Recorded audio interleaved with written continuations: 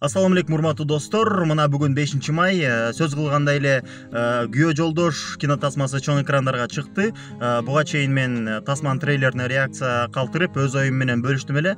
Азыр болсо чыгаар менен премьера күнү атайын кинотеатрга келдим. Манас кинотеатрына азыр көрүп чыгабыз дагы. Шашпай өз оюм менен бөлүшмөкчүмүн. Андыктан каналдан алыстабаңыздар, лайк басыңыздар, каналга катталганды унутпайбыз.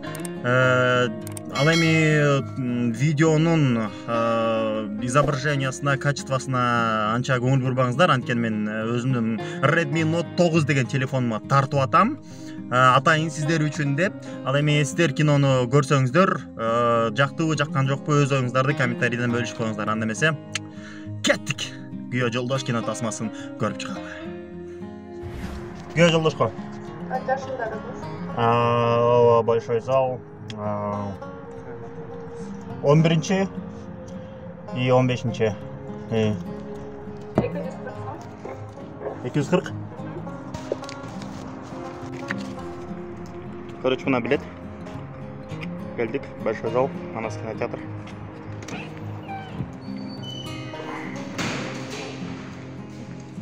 Дагы бир жолу арыбаңыздар, урматтуу туугандар. Сиздер менен мен Өмүрбек Нурдинов жана сиз менен KG Top 5 YouTube каналындасыңар. Буга чейинки чыгарылышта мен Күйөө жолдош кинотасмасынын трейлерин көргөм, реакция жасагам жана өзүмдүн оюм менен бөлүшүп кеткем. Эгерде көрө элек болсоңуздар, анда мына бул жерде всплывашка чыгат, ошол боюнча барып көрүп келсеңиздер болот. Ал эми бул видеонун башында өзүңүздөр көргөнүңүздөрдөй эле мен Күйөө жолдош кинотасмасын көрүп келдим. Азыр болсо өзүмдүн оюм менен бөлүшөм. Алдын ала айта кетейин, бул жакта спойлер деген нерсе толтура болот. Андыктан эгерде тасманы көрө элек болсоңуздар, видеону өчүрүп коюңуздар. Тасманы көрүп келгенден кийин көрүүнү улантсаңыздар болот. Ал эми спойлерден коркпойм десеңиздер, анда чайыңарды даярдагыла дагы, биз баштайбыз.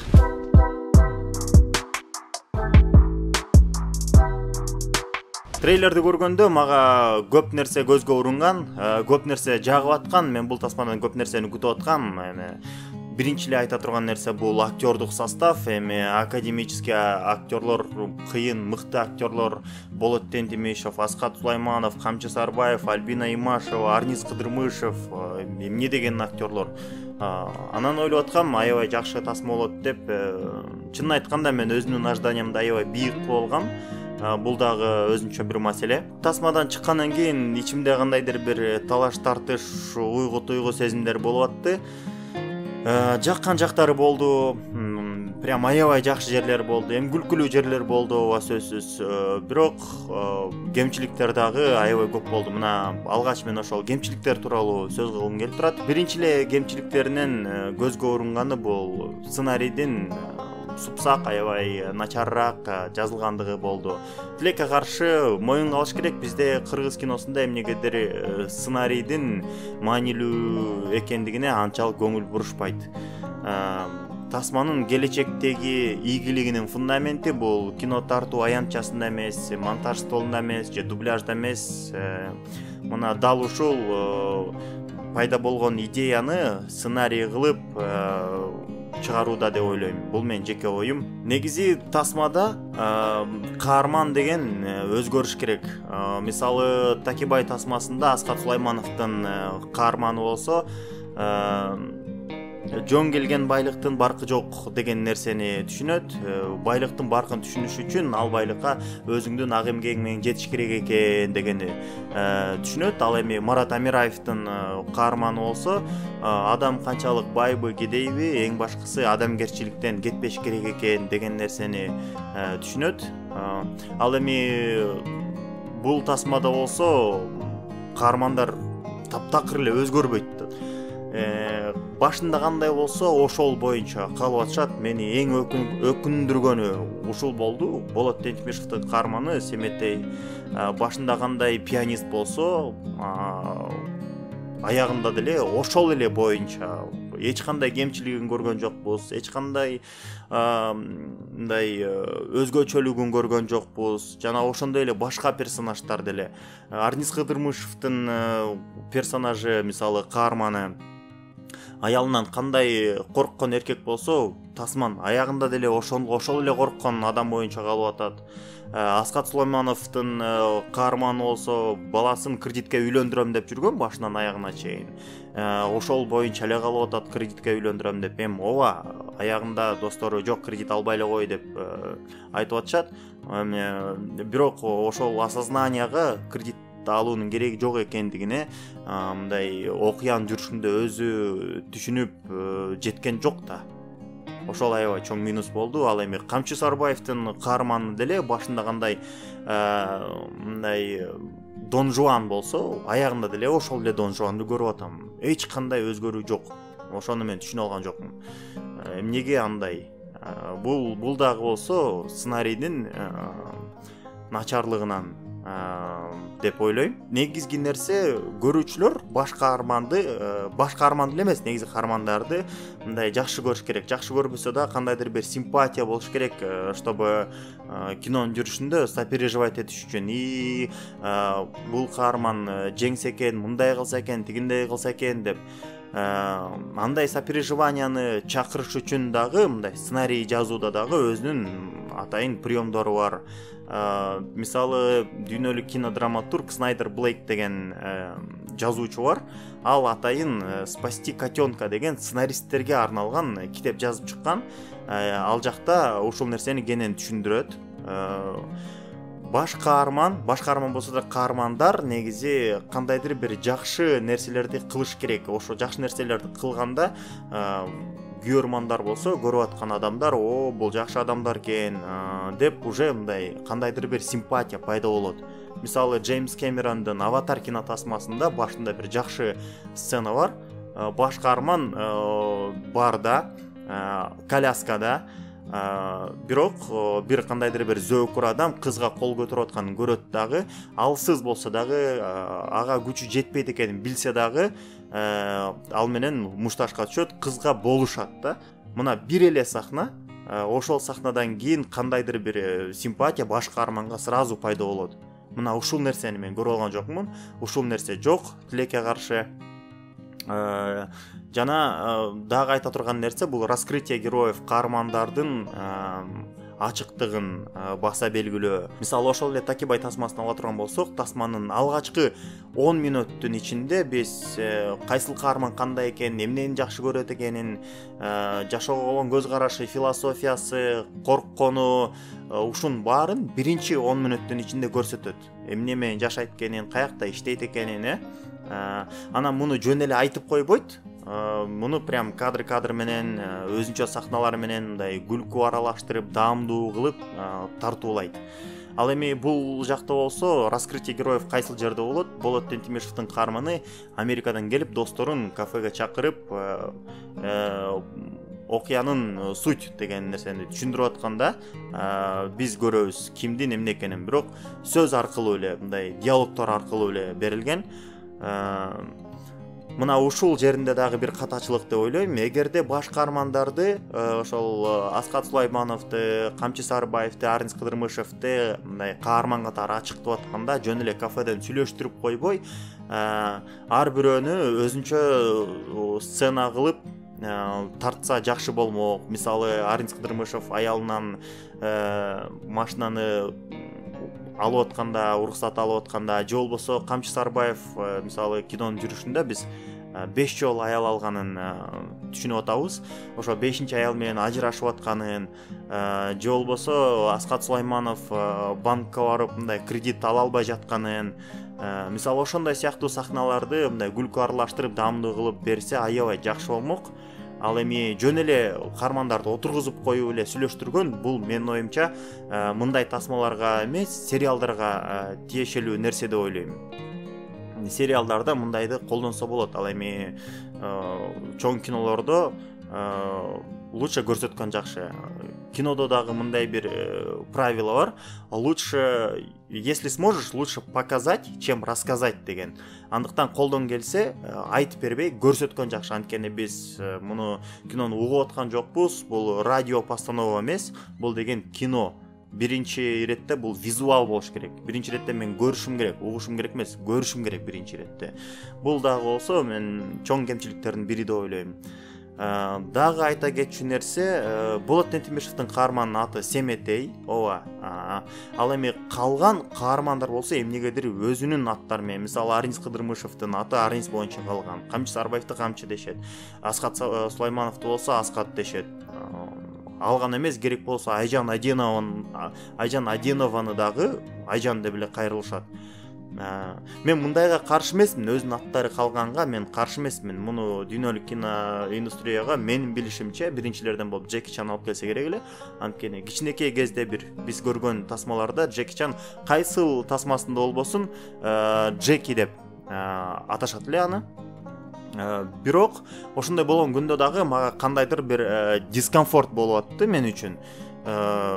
Тактап айтканда мен каарманды көргүм келип атты, бирок атын айткан сайын мен каарман эмес, Камчы Байкени Камчы Байке деп эле көрүп аттым да, мындай кинодогудай эмес, жашоодогудай эле. Аскат Байкен болсо Аскат Байке деп эле көрүп аттым.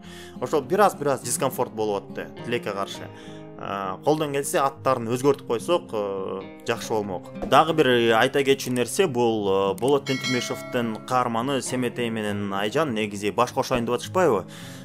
Семетей Америкадан бери атайын Айжандын ата-энесинин чоң атасынын батасын алганы келип атат. Демек сүйүүсү күчтүү экенин түшүнүп атабыз. Мындай мээбиз менен түшүнүп атабыз, бирок ошону көрө албай атабыз, бирок ошону сезе албай атабыз. Мына ошол дагы мындай түшүнүксүз болуп калды. Мындай жетпей калды, мындай көрүүчү катары. Ошол парочканын ортосундагы сүйүүнү көргүм келип атты эле, ошол сүйүүнү сезгим келип атты эле. Мага ошол жетишсиз болуп калды. Тасманын башында эле Айжан Аденова менен Болот Тентимишевдин мындай сахнасы бар. Айжан Аденова келип, "О, жаным баары жакшы болот" деп келип мындай тизесине отуруп кучактап аткан сахнасы бар, кичинекей. Ошол сахнада керек болсо мен Айжан Аденовадан мындай ыңгайсыздыкты аябай сезип аттым көрүүчү катары. Ушуну батыраак тартып койсок экен, неудобно болуп атам, анан кийин эл эмне дейт деген сыяктуу иш кылып, балким мен адашып атам. Бирок менде ушундай сезимдер пайда болуп атты. Экөөнүн сүйүүсү мындайча айтканда тасмада көрүнгөн жок тилекке каршы. Дагы бир айта кетчү нерсе, баш каарманды эмне үчүн ошондо кабыл алышты мен түшүнбөй калдым. Тактап айтканда Айжан Аденованын ата-энеси, чоң атасы, бир туугандары экөөнүн жаш айырмачылыгына карабай кабыл алып атышат аягында, ооба, Болот Тентимишевдин каарманын. Бирок ошол үчүн Болот Тентимишев эмне кылды, эмне эрдик кылды, эмне өзүнүн өзгөчөлүгүн көрсөттү, эмне үчүн туугандар кабыл алды. Жөн эле айла жоктон кабыл алганы көрүнүп эле турат. Мындай нерсе менен эгерде ошол окуянын баарын басып өтпөсө деле, Болот Тентимишев эчтеке кылбаса деле, туугандары баары бир кабыл алмак экен. Эгерде ошондой болсо, анда ушул окуянын бүт баардыгы бизге керек беле? Мына ушул суроо аябай жүрөгүмдү өйкөп атат. Мындайча айтканда кандайдыр бир эрдик кылыш керек эле, өзүнүн кандайдыр бир өзгөчөлүгүн көрсөтүш керек эле Болот Тентимишев. Сүйүүсүнүн тунуктугун далилдеш керек эле. Кандайдыр бир ушундай прием, ушундай бир сахна керек эле. Тилекке каршы ошол нерсе жок болуп калды. Мисалы ошол эле Аватар кино тасмасына кайрыла турган болсок, баш каармандан Аватардын бүт баардыгы мындай жок, сен башкасың, сен кетишиң керек дегенде, ал эмне кылат? Ал эң чоң жана асманда учкан жаныбарды кармап келет эмеспи? Ошондо ал өзүнүн эрдигин, өзүнүн өзгөчөлүгүн баардыгына көрсөтөт. Мына ушул сахнадан кийин калгандары болсо аны кайра кабыл алышат дагы, анын артынан кетүүгө макул болушат. Тилекке каршы мындай ушундай өзгөчөлүк Болот Тентимишевдин каарманында жок болуп калды.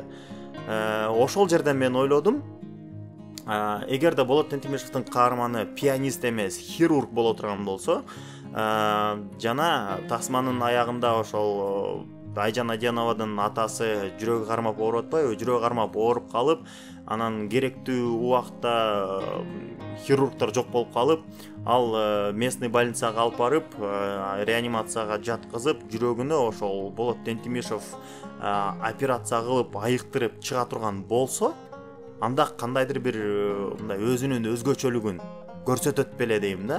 Ошондо мындай жакшыраак болот беле. Мындай Айжан Аденованын чоң атасынын өмүрүн сактап калып аткан күйөө баласы деп туугандары аябай сыймыктанып калышат беле деген ой менде пайда болду. Тилекке каршы тасмада андай эмес. Анан дагы жакпаган бир нерсеси болду. Тасма башталганда эле каармандар англисче сүйлөшкөн жерлери бар, ортосунда аяк жагында дагы бир аз англисче сүйлөгөн жерлери бар.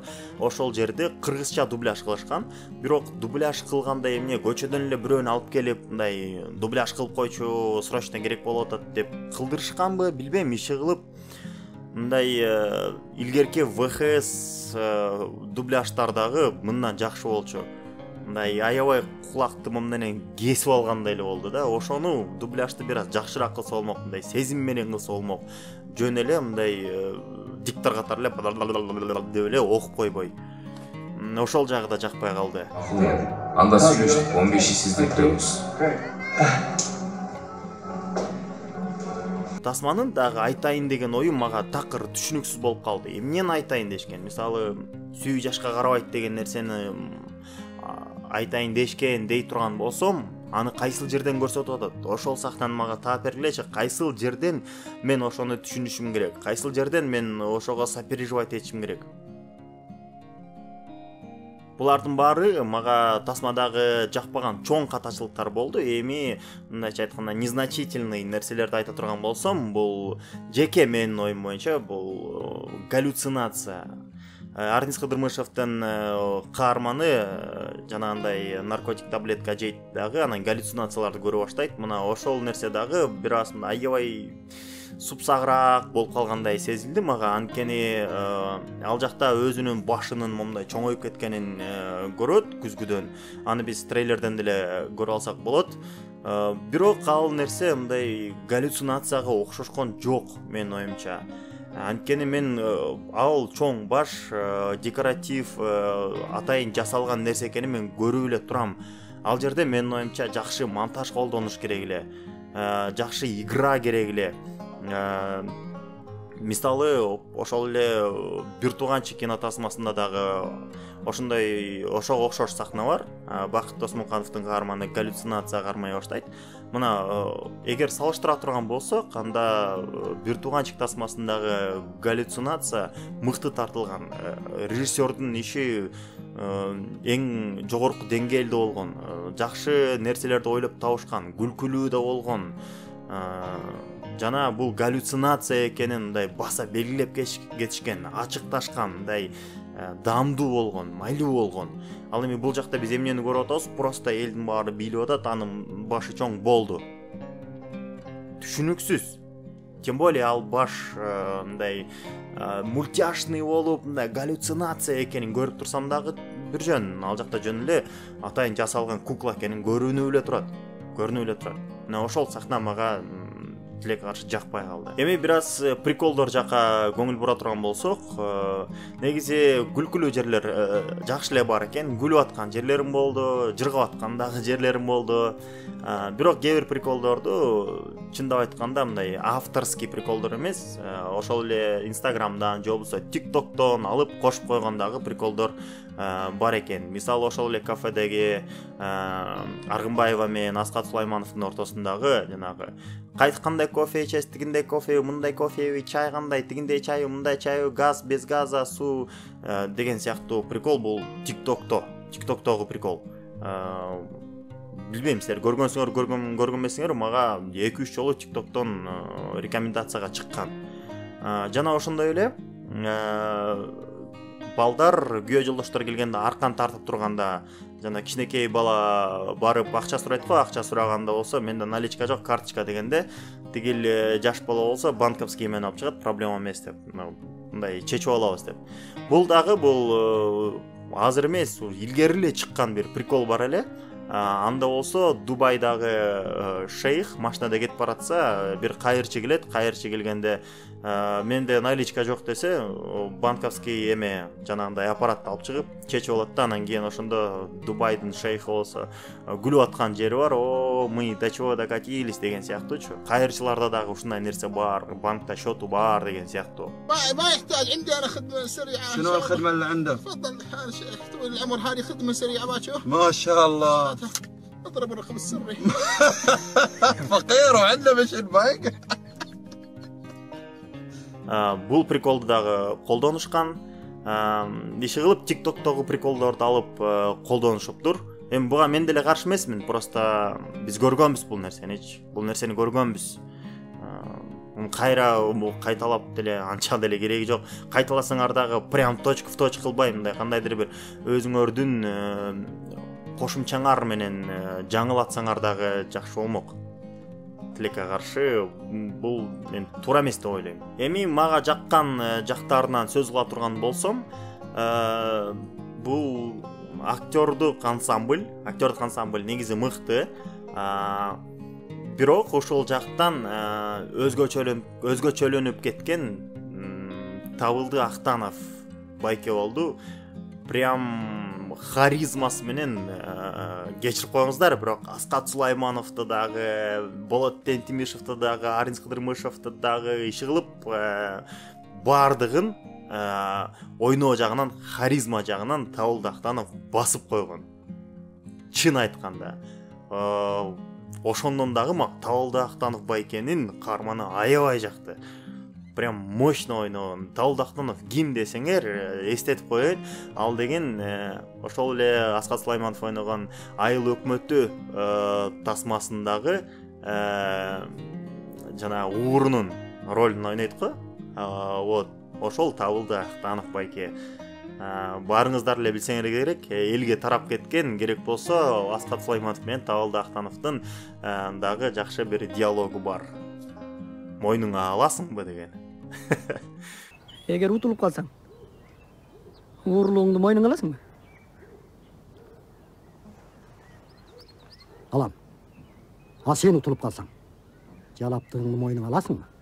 Дагы бир сахна менде суроо туудурган. Бул деген негизи киного түшүп атканда, кино тартып атканда костюмерлер, декораторлор мындай жазуулар болбосун кийимдерде деп, кийимдерди ошондой тандашат да. Реклама болбосун деп. Бирок бир персонаж, мындай аракеч персонаж, мындай алкашыраак, дайыма ичип жүргөн, конокторду маскылайын деп аткан каарман спортивка кийип жүргөнүн көрдүм. Спортивкада килтейип Казакстан деп жазылып турат. Казакстан деп. Анан менде ой пайда болду. Бул костюмерлердин катачылыгыбы, мындай кино тартуу тобу ошону байкабай калганданбы, же болбосо именно канча каарман болсо дагы именно алкашка именно Казакстан деген эме спортивканы кийгизип койгон. Бул казак бир туугандардын короосуна ыргытылган ташпы деп мындай ойлонуп отурдум да. Силер, урматтуу достор, кандай деп ойлойсуңар? Бул катачылыкпы же атайын кылынган нерсе? Комментарийге жазып коюңуздар. Эми мага аябай жаккан жери бул отсылка болду. Отсылкалар деле, пасхалкалар деле анчалык көп эмес экен, бирок мага аябай жаккан бир сахна болду. Ал деген Боз салкын кино тасмасында Нурбек Юлдашев менен Камчы Сарбаевдин сахнасын баарыңар эле билсеңер керек, жана бүктөп коём деген. Эгерде дагы жолу кыңк этип койсоңчу, бүктөп коём. Уктуңбу?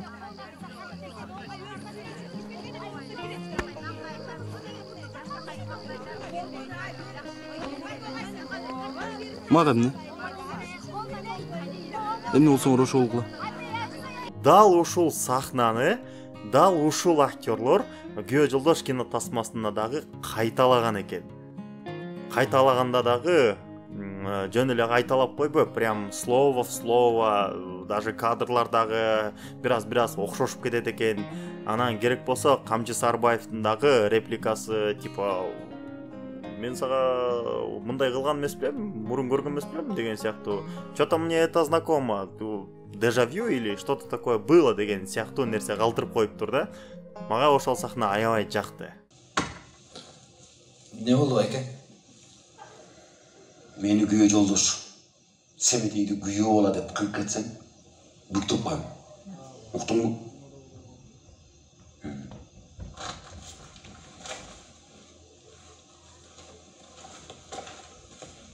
Ben seni bir şeyden görmez bilem.